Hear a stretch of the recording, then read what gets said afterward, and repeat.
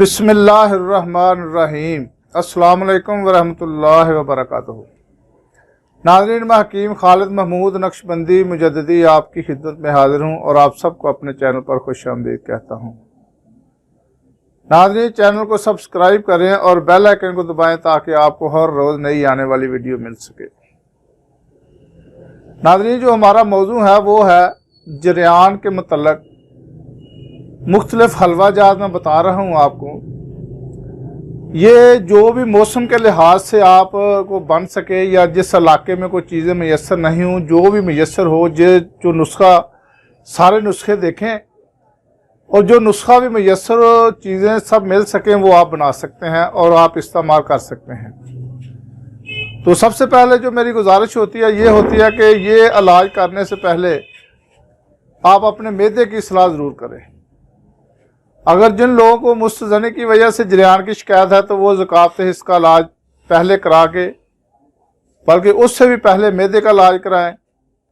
मैदे का इलाज करने के बाद फिर ज़कात हिस्स का इलाज कराएं।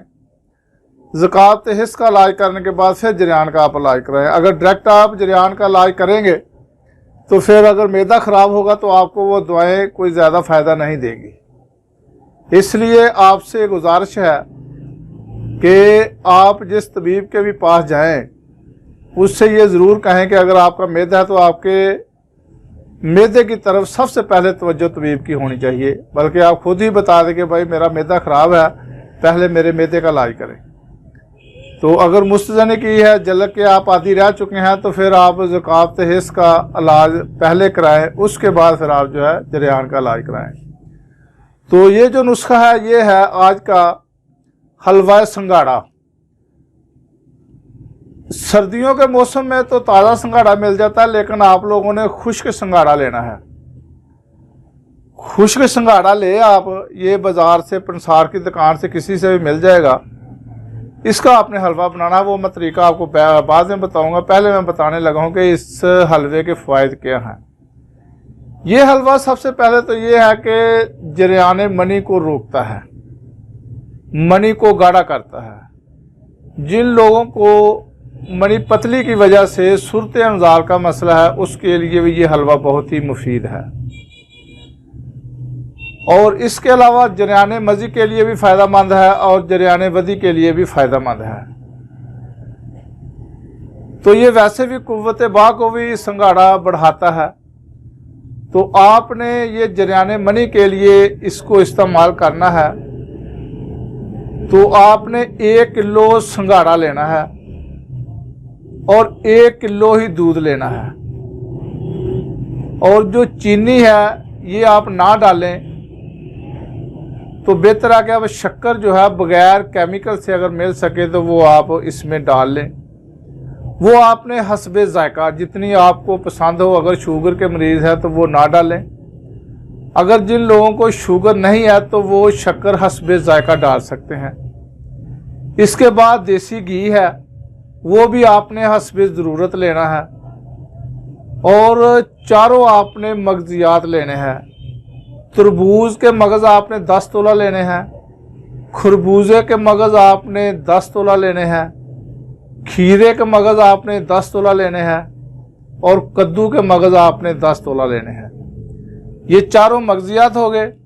तो आपने इन मगज़ियात को ग्राइंड कर लेना है, खुश्क कर ले, सुखा ले धूप में।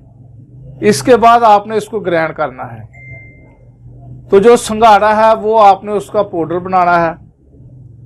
तो जो घी आपने, मैंने इस पे ज़रूरत बताया है आपको, वो घी थोड़ा सा लें। उसमें पहले आपने संगाड़े का जो आटा है उसको आपने बरियां करना है, भूनना है उसको देसी घी में।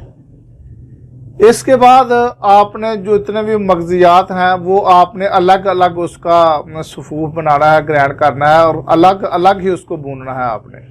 अगर आप उसको इकट्ठे भूनेंगे तो कोई जल्दी भून जाएगा, कोई कच्चा रहेगा। इसलिए उन मगज़ियात को अलग-अलग बरियां करें और फिर अलग-अलग ही उसका सफूफ बनाएं ग्राइंडर के ज़रिए। ज़्यादा बारीक नहीं करना, दरदरा रहे।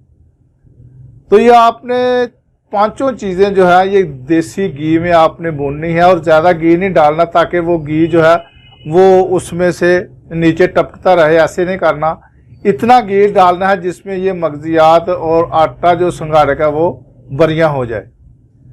तो उसके बाद आपने ये आटा आपने बरियां करके इसको अलहदा रख लेना है, किसी भी शीशे के जार में रख लें।